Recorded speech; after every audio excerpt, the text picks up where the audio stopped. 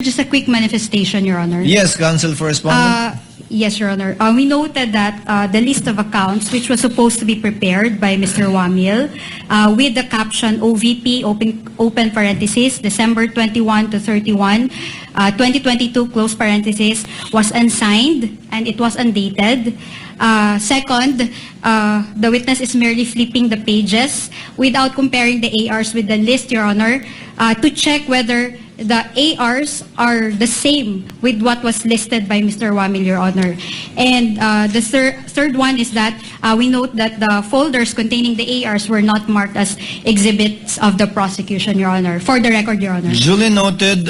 However, the witness may testify as to the summary and or table if she's aware of it and if indeed it was part of the documents turned over to her by Mr. Wamil.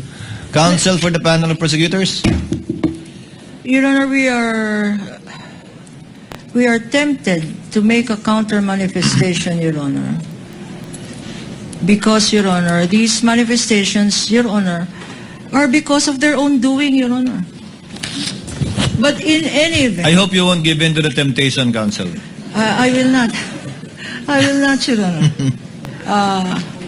It's the wisdom of age. I will not. Let's get something out Yes, of Your Ms. Honor. Eileen. In fact, Your Honor, may I continue? May we continue to aid this honorable presiding officer that during the interregnum from today's proceedings until Monday, there will be other tabulations, Your Honor, and there will be other acknowledgement receipts. And we propose, Your Honor, and regret that this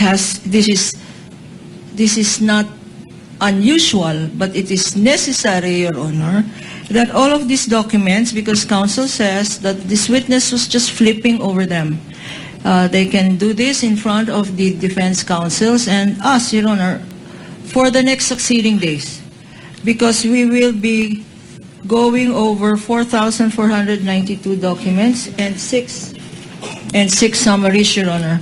Hopefully that we will be doing that in the next days out of court so that by Monday it will be a speedier presentation of testimonial evidence, Your Honor. If you're converting that in, are you making a motion, counsel? Yes, Your Honor, may we so move that we be allowed to do this, not only as respect to the last quarter of December 2022, which is suggestion of the presiding officer, but to all the quarters, quarter 1, 2, and 3 for the OVP, and quarter 1, 2, and 3 for the DepEd.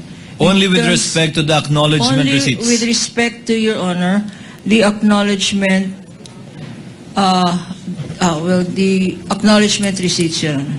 Aside from the ask for transfer of markings this afternoon, wala naman kayong mga appointment ng Webes at Biyernes, di ba? Your Honor, can I comment Yes, on that, Your counsel Honor? for the respondent. Your Honor, under the rules, the witness has to identify the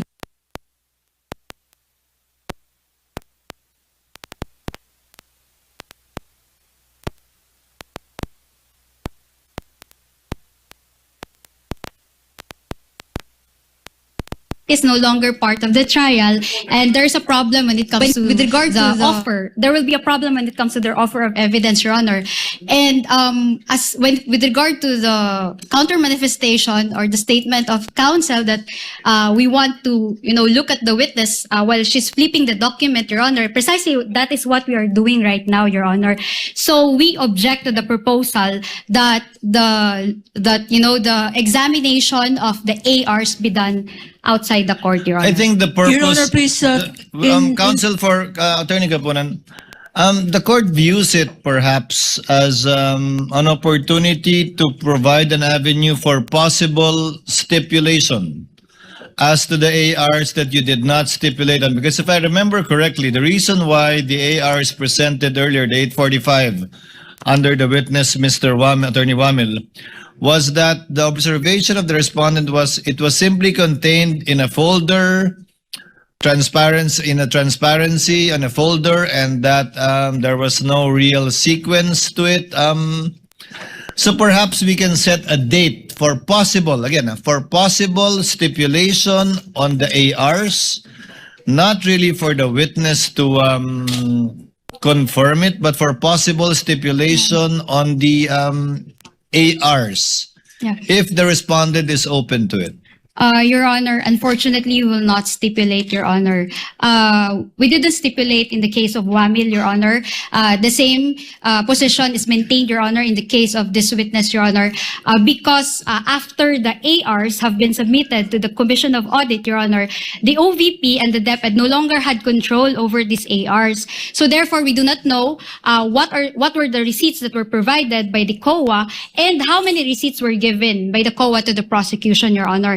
And second, these are not common exhibits because we did not mark those documents or ARs as our own. We didn't adopt them as our own evidence, Your Honor. And third, the ARs that were presented or are being presented now by the prosecution have not been compared with our own copies, Your Honor. So we cannot determine with certainty, Your Honor, if their ARs are actually identical with our copies, Your Honor. Counsel, So that we is cannot- precisely the opportunity the court is opening a chance for you to do so, to compare it with your copies of your ARs. Again, if you so desire. I mean, this is only for the purpose Your Honor, of please, expediting. if I may, Your Honor. Counsel for respondent will please respond first before to the query of the presiding officer before I recognize Attorney Kapunan. Yes, Attorney Kristine, so you do not want to take the opportunity to compare your copies of the ARs with their copies of the ARs as submitted to COA or as allegedly submitted to COA? Your Honor, upon discussion with the team, Your Honor, unfortunately, we cannot do that. Noted. Attorney Kapunan, what is your pleasure? With due indulgence, Your Honor, now I will give in to my temptation. First, Your Honor, what is happening now could have been prevented had we done this exercise during the pretrial. When the clerk of court asked for stipulation on documents, these included stipulations on the acknowledgement receipts. That was the opportune time for the defense counsel to have examined page by page, receipt by receipt, the faithful reproduction of the COA AR copies with their own copy, Your Honor. They passed upon this opportunity.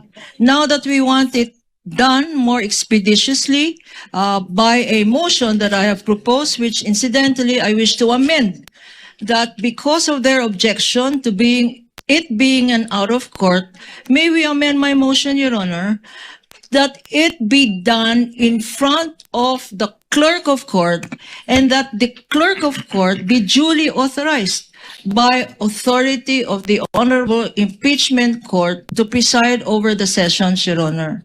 The same way as clerks of court, designated officers can mediate between the parties as to a possible amicable settlement or stipulation.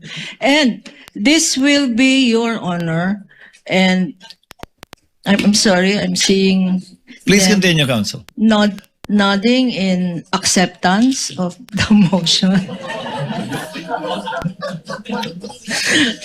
Unfortunately, I think quite the opposite, counsel, because he's not looking forward to the workload.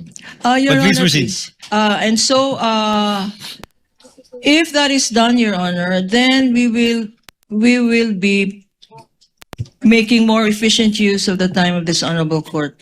The marking, the identification by this witness, the comparison of both the prosecution markings. These and the ARs have defense not been markings. individually marked, counsel? They have been marked, Your Honor. Counsel, for matter the of respondent, fact- you said they were not yet marked, the ones being showed to the witness. No, Your Honor.